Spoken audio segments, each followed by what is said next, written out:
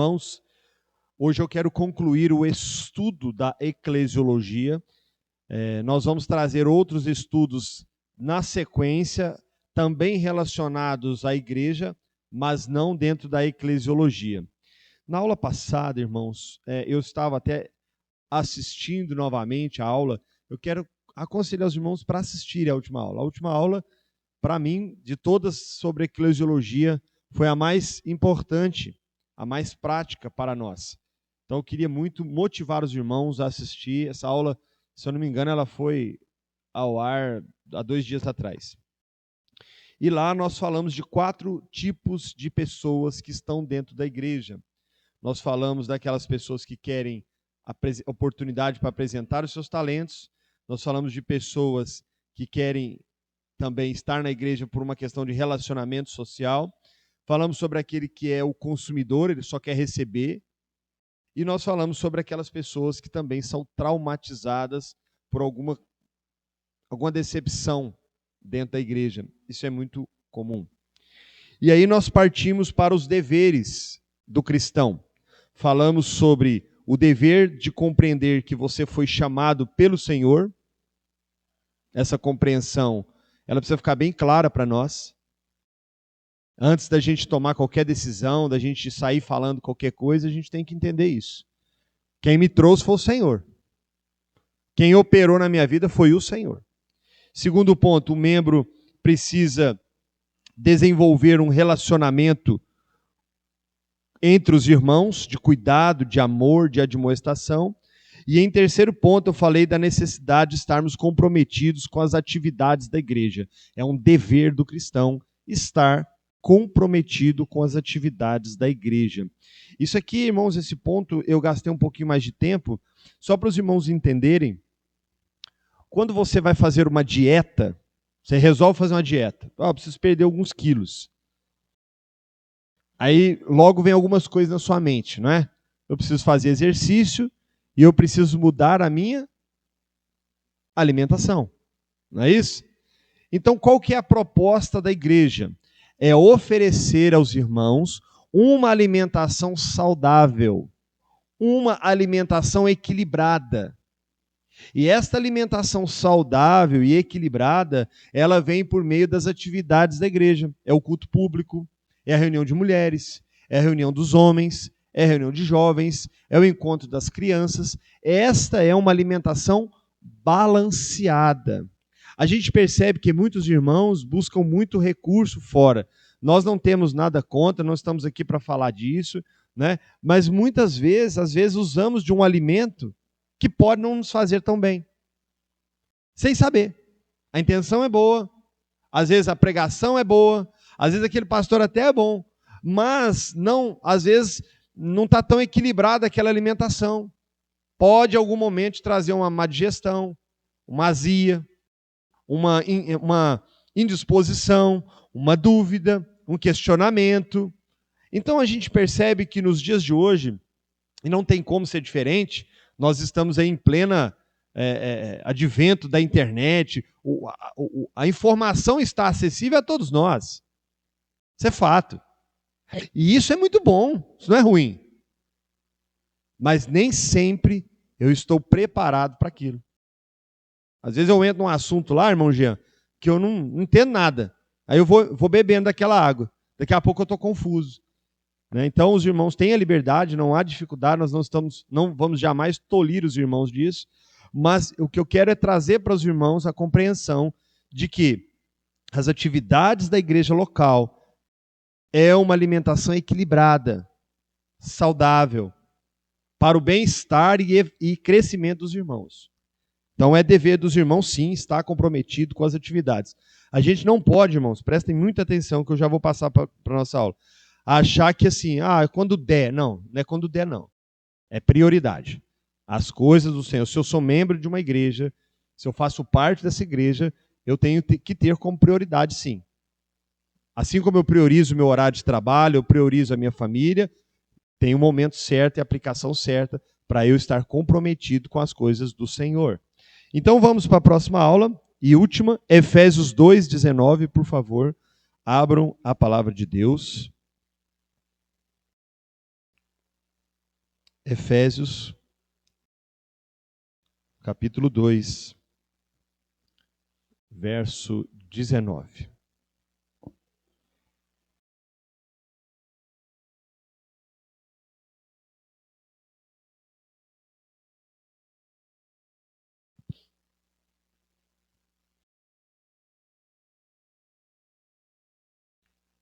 Carta de Paulo aos Efésios, capítulo 2, verso 19, diz assim: Assim já não sois estrangeiros e peregrinos, mas concidadãos dos santos, e sois da família de Deus, edificados sobre o fundamento dos apóstolos e profetas, sendo Ele mesmo, Cristo Jesus, a pedra angular, no qual todo edifício bem ajustado cresce para santuário, dedicado ao Senhor, no qual também vós juntamente estáis sendo edificados para a habitação de Deus no Espírito. Mantenha a Bíblia aberta, por favor. Eu vou ser bem breve aqui na exposição desse texto. Vejam comigo, irmãos, o que o apóstolo Paulo está dizendo aos irmãos de Éfeso. Olha o que ele está dizendo.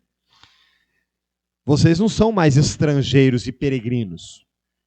Vamos parar aqui. Irmão, quando você se torna membro de uma igreja ou da igreja do Senhor, você precisa ter esse entendimento. Você não é mais estrangeiro, peregrino. Sabe o que é o peregrino? O que é o peregrino, irmãos? Está viajando. Ele para num lugar, passa a noite, continua a viagem. Para no outro lugar, passa outra noite. Continua. Nós não somos mais peregrinos. Nós não somos mais estrangeiros. Nós somos da casa. Nós fazemos parte. Nós somos parte. E nesse ponto, irmãos, eu preciso parar aqui esta manhã e pensar. Pensa aí, meu irmão, faz uma reflexão aí. Você é peregrino ou você já é da casa? Você é estrangeiro ainda, visitante. Está de passagem. Está observando. Está analisando ainda. Ou você já faz parte da igreja? O apóstolo Paulo, ele não está falando de igreja local, ele está falando de igreja de Cristo, da igreja invisível. Nós quem? Assim já, nós, igreja, irmãos, salvos em Cristo, não somos mais estrangeiros e peregrinos. Mas o que nós somos então? Concidadãos dos santos. Do que Paulo está falando? Quem são os santos aqui que Paulo está se referindo? Aos apóstolos, aos profetas, que ele vai falar aqui na frente. A igreja de Cristo, antes dele, Israel. Quando, irmãos, nos convertemos a Cristo, quando aceitamos a fé, quando viemos a Jesus, nós passamos a ser, olha aí, irmãos, concidadãos dos santos. Passamos a fazer parte de algo maior. E eu tenho percebido que no meio cristão, muitas vezes, esse entendimento, eles pulam eles não querem saber disso. Porque o ser concidadão, imagine só, irmãos, preste muita atenção. Preste muita atenção. Você nasceu em outra cidade. E de repente você mudou para Araxá. Você passou a ser cidadão de Araxá. Algumas coisas que tinham lá na sua cidade, não tem aqui em Araxá. E algumas coisas que tem aqui em Araxá, não tinha lá na sua cidade. Mas você mora em Araxá agora. O que você tem que fazer? Se adaptar. Agora você é cidadão de Araxá. Você não é mais de São Paulo, de Uberlândia. Você é de Araxá. Em Araxá tem outro prefeito, tem outros vereadores, tem algumas leis municipais que são diferentes de lá. Você não pode estacionar em qualquer lugar. Você não pode ouvir som até altas horas. Você tem uma série de leis municipais. O dia de feriado da cidade de Araxá é diferente do de Uberlândia. Então, irmãos, o que Paulo está dizendo é o seguinte: nós agora, nós não somos mais estrangeiros, nós não somos mais peregrinos, nós agora somos concidadãos de quem? Dos santos. Nós somos parte da igreja. E sendo parte da igreja, meus irmãos, olha só que ele continua. E sois o que também? O que está escrito aí no texto, irmãos? Versículo 19.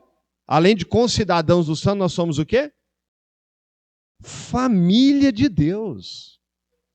Essa comparação do apóstolo Paulo, ela é muito importante.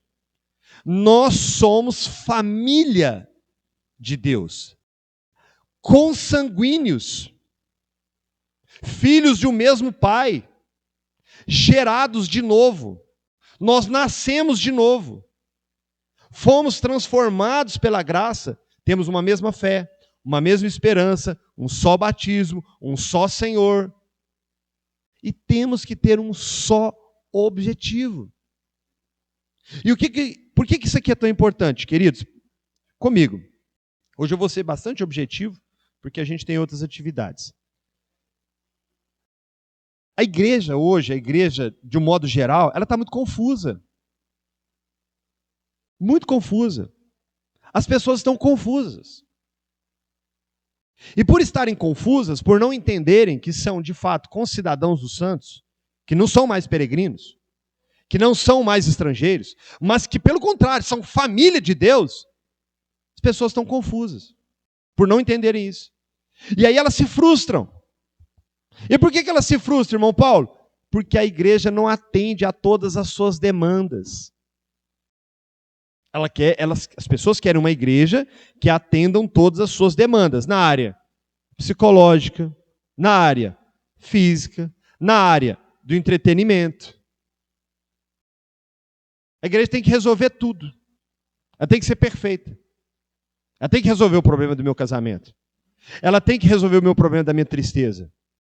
Eu preciso entrar na igreja e sair feliz. Eu não posso entrar na igreja e ouvir uma palavra dura e sair triste. Não posso. Isso é inconcebível. Eu já passo uma semana inteira passando luta, passando problema, aguentando o patrão, aguentando meu marido, aguentando a minha esposa. Eu chego lá na igreja. Meu irmão, eu falei um pouquinho disso na aula passada e vou repetir.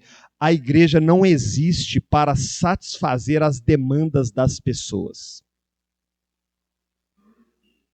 A igreja, ela é isso aqui, ó, ela é a família de Deus. Nós somos irmãos, filhos de um mesmo pai, e precisamos estar juntos. Família, lá na sua família, irmão. Pensa na sua família agora. Lá, na sua família lá. Todo dia tem festa na sua família? Todo dia. Todo dia tem festa lá. Vocês reúnem todo dia. E mais, todas as vezes que vocês reúnem, que eu sei que não é todo dia, dá tudo certo. Todo mundo fica satisfeito. Hã? Quando reúne a sua família, todo mundo sai feliz. Hã? Conta para mim aqui, irmão. Dá tudo certo. Todo mundo gosta de todo mundo. Todo mundo ama todo mundo. E olha, não tem uma briguinha, não tem nada. Todo mundo quando encontra é felicidade, é alegria, é abraço, é beijo, é aquela loucura. É sempre assim. Não tem panelinha na sua família. Não tem. Aqueles grupinhos que só fica junto. Não tem. Na sua não tem. Só na minha. Na sua família não tem aquele parente chato que você não suporta? Não tem. Só na minha. Por que na igreja não pode ser assim? Se lá na sua família é assim. E eu estou dizendo isso aqui, irmãos, porque nós estamos na escola bíblica e nós muitas vezes nos frustramos com a igreja porque ela não é como eu queria que fosse. Só que deixa eu aqui conversar, irmãos. Igreja somos nós, todos nós fazemos parte. E somos diferentes em muitos aspectos. Somos diferentes em muitos aspectos. De fato, somos todos filhos de um mesmo pai. Temos o mesmo sangue de Cristo. Vivemos a mesma fé, a mesma esperança. Mas somos pessoas diferentes. A ideia do apóstolo Paulo de apresentar família aqui não é só a ideia hollywoodiana, romântica. Que lindo, né? Somos família de Deus. Que lindo. Que maravilha. Sim, somos mesmo, em todos os aspectos. Em todos os aspectos. Em todos. Então, irmãos, glorifique o Senhor, vocês fazem parte da família de Deus e se preparem para os desafios de viver em família. Aí ele continua assim, edificados sobre, versículo 20, o fundamento dos apóstolos e profetas. Aqui eu tenho que parar. Tem pessoas que falam assim, não, a igreja, o fundamento é Cristo. Nós falamos sobre isso aqui nas aulas. Agora eu vou esmiuçar isso aqui melhor. Essas últimas 2 semanas tem um vídeo que viralizou aí na internet. Eu acredito que muitos de vocês viram esse vídeo, de um líder religioso católico dizendo que a igreja de Cristo é a igreja católica, é a igreja que Cristo deixou. Até aqui ele não falou mentira não, ele falou verdade. A igreja católica é a igreja que Cristo deixou, ele abandonou ela há muito tempo. Ele falou certinho. E ele vai dizer que é a única igreja. E não existe igreja fora da igreja católica. E ele ainda argumenta. Vai falar dos sacramentos, vai falar das coisas que só a igreja católica tem. Herege. E aqui, irmãos, nós observamos, olhe comigo, versículo 20. A igreja de Cristo, ela é edificada sobre os fundamentos dos apóstolos. Embora Cristo seja o fundamento, olha, veja aqui comigo no versículo, acompanhe comigo. Edificado sobre o fundamento dos apóstolos e profetas, sendo ele mesmo, quem é o fundamento? Cristo Jesus. Cristo é o fundamento? Sim. Mas quem é que estabeleceu esses fundamentos? Quem é que organizou isso? Quem é que organizou a doutrina? Os apóstolos. De forma que, se você que me assiste, ou que vai ver essa mensagem, ou está aqui e ainda não se definiu, se a sua igreja não está fundamentada na doutrina dos apóstolos, mas numa nova revelação, ou numa coisa nova que o Espírito Santo resolveu revelar para você agora, ou revelou há 30 anos atrás, querido, me desculpa te falar, isso não é igreja, isso é seita. Porque uma das principais marcas de uma igreja bíblica é que ela não quer estabelecer novos fundamentos. Ela está firmada nos fundamentos que já foram colocados pelos apóstolos. Ou seja, aqui. Não existe revelações novas com relação à igreja. Doutrina nova, profecia nova, heresia. Fundamento é um só. A partir do fundamento, começa a colocar os tijolos, que são os salvos, os crentes ao longo da história. Inclusive você, irmão, é um tijolinho dessa igreja de Cristo. Nós somos um tijolinho. Nós somos um tijolinho. Então, olha aí. Onde a igreja está fundamentada? No fundamento dos apóstolos.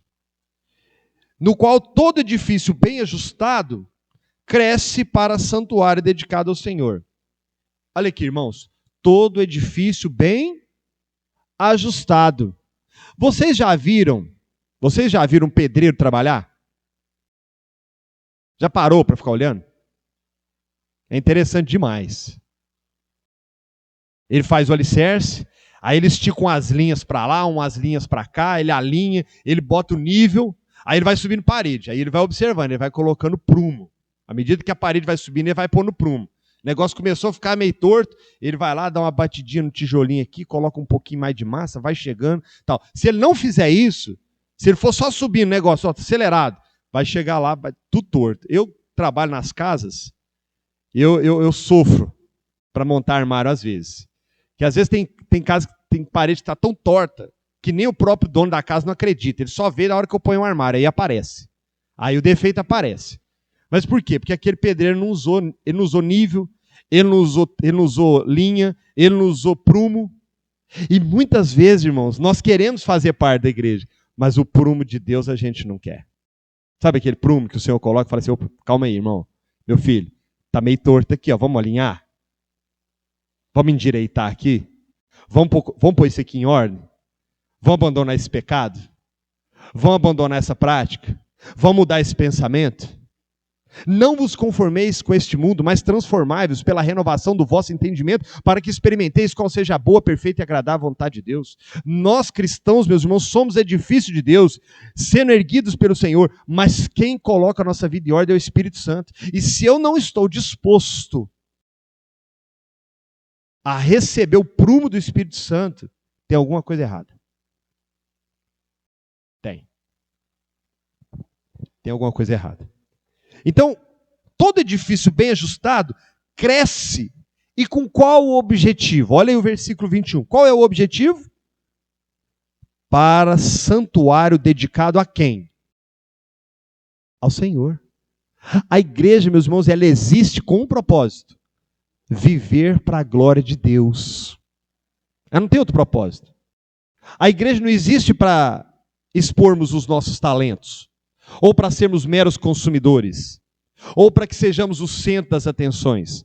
Nós existimos como igreja e edifício para, olha aí o texto, santuário dedicado ao Senhor. 22, no qual também vós juntamente estáis edificados para a habitação de Deus no Espírito. Então tudo que fazemos, irmãos, é para a glória de Deus. Então, eu vou terminar, irmãos, dizendo, eu falei sobre 3 deveres na última aula, e agora eu vou falar rapidinho sobre outros 3, tá bom? Fiquem comigo, que agora eu vou para o final. Eu falei dos 3 primeiros deveres na última aula, agora eu vou falar dos 3 hoje para nós finalizarmos. Primeiro, é dever de um irmão que faz parte da família de Deus, que é edifício de Deus, que não é mais estrangeiro, que não é mais peregrino. É dever, prestem muita atenção, irmãos. É dever de cada membro da Igreja de Cristo se comprometer a estudar a palavra de Deus. Isto é um dever. Quando eu preparava esse estudo, eu fiquei pensando na minha vida. Trazendo para mim. 20 anos numa igreja sem nunca ter lido a Bíblia inteira. 20 anos numa igreja sem nunca ter lido a Bíblia inteira. E pior, não achava que era necessário. Mas é. Muito necessário. É dever seu, irmão, sim. Não se contente somente com os cultos, com os videozinhos dos shorts do YouTube. Você precisa parar, sentar, abrir o Santo Livro e estudar. Com isso eu não estou dizendo que todo mundo tem que ser teólogo, todo mundo tem que ser doutor em Bíblia, eu não estou falando isso. Mas ler a palavra de Deus, estudá-la, é um dever seu, irmão. É um dever seu. Eu me lembro de uma experiência interessante, acho que eu já contei ela bastante tempo atrás, e eu queria recontá-la porque essa experiência me marcou muito. Eu cuidava de um pequeno grupo de irmãos, e nós tínhamos viajado, a igreja tinha viajado, e aí deixamos tudo organizado, cheguei para o irmão e falei assim, irmão, como é que foi o culto aí no fim de semana? Aí ele falou assim, foi mais ou menos. É, mais ou menos? Por quê? Não sei, parece que quando vocês não estão, e o louvor foi mais arrastado, a mensagem não foi tão boa. Falei, uai, ruim, né? É ruim ouvir isso, né? Aí encontrei outro irmão, posteriormente, e fiz a mesma pergunta. Os dois estavam no mesmo culto. Irmão, como é que foi o culto? Paulinho, o culto foi maravilhoso. Nossa, meu culto foi bom demais. O Senhor visitou, o Senhor tocou no meu coração, louvor. E a palavra, Paulinho, foi uma benção. Falei, mas eu tô doido. Cada um foi num culto. Aí. Mas não era o mesmo culto. Mas qual que é a diferença? O culto era o mesmo. Qual que é a diferença? Que um irmão, que animado, tudo, eu conhecia bem ele tinha a prática de ler a palavra em casa, de orar pelo culto, de estar em comunhão com Deus. E o outro é o consumidor. Ele não faz nada, ele não lê, ele não ora, ele não estuda, ele quer chegar no culto e o culto ser uma bênção. Isso não existe. Sabia, irmãos? Isso não existe. Porque nós somos santuário de Deus e o culto acontece em nós 24 horas por dia. A todo momento nós estamos adorando e cultuando a Deus ou não no nosso coração. Quando chegamos no culto público e o nosso coração está como o de Davi, preparado está o meu coração, cantarei, salmodiarei ao Senhor. Quando o nosso coração está preparado para o culto é outro. O culto é outro. A mensagem pode não ter sido tão boa. O louvor pode não ter sido tão bom. Alguém pode até nem ter me visto e nem me cumprimentado. Mas o meu coração teve um encontro pessoal com Deus nesse culto. É diferente, irmão. Então é dever seu, sim, irmão, se aplicar ao estudo regular das Escrituras. De que maneira? Primeiro, devocional diário. Devocional diário. Leitura regular da Escritura. Diariamente você tem um horário que você vai sentar e vai ler e meditar na palavra.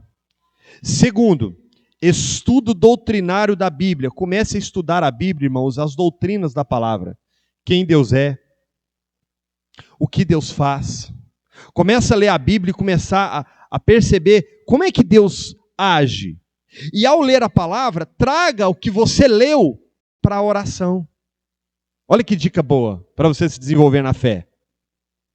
Você está lendo sobre Moisés. Moisés subiu ao monte. Deus começou a falar com ele. Você fica impactado. Fala, gente, mas Deus falando com Moisés, como é que será que foi isso e tal? E ali você começa a pensar e meditar naquilo. De repente você vai orar. Você leva para a oração o que você leu na palavra. Senhor, como eu queria viver essa experiência de Moisés. Deve ter sido lindo, Senhor. Ah, Senhor, me dá um pouquinho disso. Fala comigo também. Visita meu coração também, Senhor. Irmãos, a experiência é outra. É totalmente diferente. Não é aquela coisa religiosa, litúrgica. É você se relacionando com Deus. O estudo da palavra, irmãos, é a única forma, prestem muita atenção, para passar para o próximo tópico, de nós vencermos o ânimo dobre. Sabe o que é ânimo dobre, irmãos? Você sabe? Ora eu estou bem, ora eu estou mal. Ora eu estou alegre, ora eu estou triste. Ora eu estou empolgado com a igreja, ora eu estou desanimado com a igreja. O estudo da palavra é a única forma de você manter uma regularidade no seu ânimo na fé. Segundo comprometimento que temos que ter, irmãos. Prestem atenção que isso aqui eu vou pegar em alguns aqui agora. É o quinto, na verdade, né? Que os das outras aulas, somando. Quinto. Nós devemos nos comprometermos a buscarmos a salvação da nossa família. Eu trouxe uma palavra aqui para os homens, algumas, aliás, falando sobre isso. Sabe qual que é o problema que nós temos? Terceirizamos a nossa responsabilidade para os outros. Você quer que quem educa seu filho é a escola que você paga caro. Você quer que quem leva os seus filhos a Cristo é o pastor, é a professora de criança, e não é. A responsabilidade é sua. Não é da igreja. Responsabilidade com seus filhos não é do pastor, não é da igreja, não é do Estado, não é da escola. É sua. O filho é seu. Deus te deu essa herança e é responsabilidade sua levá-lo a Cristo. E a igreja? A igreja é um auxílio. A igreja é um apoio. A igreja é uma ajuda. Eu já fiz essa pergunta outras vezes, vou fazer aqui agora. O seu filho é salvo? É salvo seu filho? Não estou perguntando o bebê, não. Estou perguntando o seu filho, dependendo da idade que ele tenha. Você pode ter 30 anos. Ele foi salvo? Não. Você é um dos responsáveis por isso. Ah, Paulinho, mas ele já é de maior, ele faz as próprias escolhas. Mas a palavra ensina que o pai deve ensinar o filho no caminho. É o pai, é a mãe, não é a igreja. Isso é sério, irmãos, porque nós vemos que muitas igrejas elas vão ficando grandes. Aí tem lá o departamento de jovens, departamento de criança, departamento de adolescente, departamento de juvenis, departamento de bebês. Eu me lembro de uma experiência que eu contei para os homens aqui. Nós falamos sobre esse assunto e um irmão que tinha uma família grande na igreja, e um dia o pastor chegou para esse pai e falou assim: cadê a sua filha? Tem mais de mês que eu não vejo ela no culto dos jovens. E esse pai se assustou, porque ele não sabia que a filha dele não ia nos cultos de jovens há mais de mês. O que esse pai estava fazendo? Terceirizando para a igreja uma responsabilidade que era dele. Achando que a igreja estava cuidando de algo que ele deveria fazer. Irmãos, a igreja, como eu disse, tem uma programação saudável. Tem reunião de jovens, tem reunião de mulheres, tem reunião de homens. As crianças estão tendo aula. Louvado seja Deus por isso. Mas não pense que só trazer seus filhos à igreja vai garantir a salvação deles. Não vai. Salvação é pregação do evangelho. E Deus incumbiu os pais, a família, de fazer isso. Marido, discipule a sua esposa. Marido, ore com a sua esposa. Marido, esteja atento às questões espirituais do seu lar. Os jovens aqui que vão casar, prestem bem atenção nisso. O Senhor vai requerer isso de nós. Então, queridos, devemos nos comprometer a buscar a salvação da nossa família. Olha 1 Timóteo 5,8. Não precisa abrir. Ora, se alguém não cuida dos seus, e especialmente dos da sua própria casa, tem negado a fé e é pior que o descrente. Para quem que Paulo está falando isso? Para os presbíteros. Se não cuida da sua casa, e o cuidado que Paulo está falando aqui é geral, mas principalmente espiritual. Se não cuida, se não é homem de Deus em casa, não vem querer ser homem de Deus aqui. Se não tem compromisso com a família, de discipular, de orar, de buscar, de fazer culto no lar, não adianta querer vir ser servo de Deus aqui não. Não vai ser. Vai ser só mais um fariseu. E nós estamos fartos disso. A igreja precisa de homens de Deus, mulheres de Deus, pessoas santas, pessoas que não vivem de aparência, pessoas que têm uma vida com Deus, pessoas que se desenvolvem com Deus, pessoas que oram a Deus, que leem a palavra de Deus. A igreja é um edifício de Deus. Nós não podemos brincar de igreja.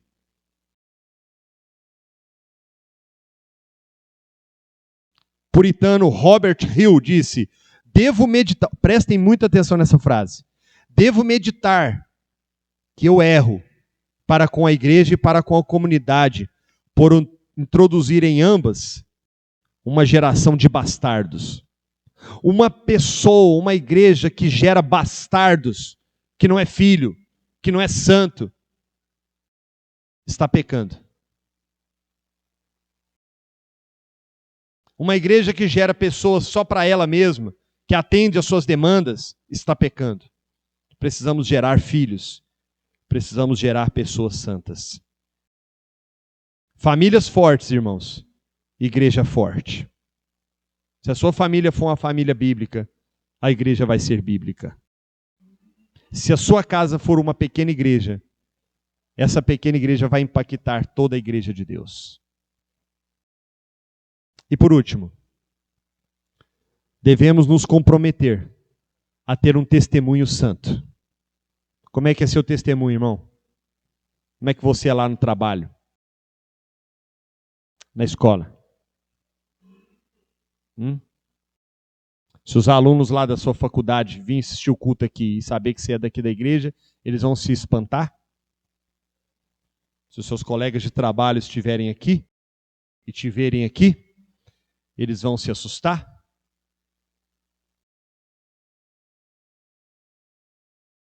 Então, o sexto dever é mantermos um testemunho. E por último, queridos irmãos, não menos importante, no ano de 325, depois de Cristo, foi realizado o segundo concílio da igreja, o concílio de Nicéia. E nesse concílio de Nicéia foram definidas muitas coisas. E uma delas é uma boa definição da igreja. A igreja ela é una, santa, universal e apostólica. O que quer dizer isso? Só há uma igreja. Não é uma placa, não é um rótulo, não é uma denominação. É uma igreja. Ela é composta pelos salvos em Cristo. Não há outra igreja. Ela é santa. Ela é distinta do mundo. Ela não é como o mundo. Ela não é como as pessoas do mundo. E a gente tem tido uma dificuldade nesse aspecto. Porque as pessoas querem ser da igreja, mas serem mundanas. Não dá. Paulinho, mas o que tem? Tem tudo. Se você não reflete a imagem de Cristo, tem grande problema. Tem grande problema. Então ela é una, ela é santa, ela é universal. Por que ela é universal? Eu falei isso aqui numa das aulas. Porque ela é composta pelos santos de Deus em toda a terra. Ela não depende do local, de um lugar, de um endereço, de um CNPJ. Ela é universal, ela é composta por todos, gentios e judeus. E ela é apostólica. Por quê? Porque ela está fundamentada na doutrina dos apóstolos.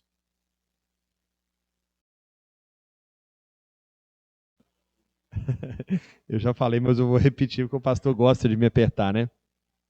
A gente cresceu ouvindo que existe igreja fiel e igreja infiel. Não existe. Se ela é infiel, logo ela não é igreja. Simples assim. Se ela deixou de... Fiel a quê que eu estou falando, irmãos? A palavra, tá? Não estou falando fiel à revelação, não. Estou falando fiel à palavra. Se ela não é fiel à palavra, ela não é igreja. Ela é seita, ela é religião, ela é movimento, ela é o que for, quiser ser. O nome não importa, não é igreja. Para ser igreja só tem uma, ela é una. Automaticamente ela tem que ser fiel. Se ela é infiel, ela não é igreja mais. Esquece.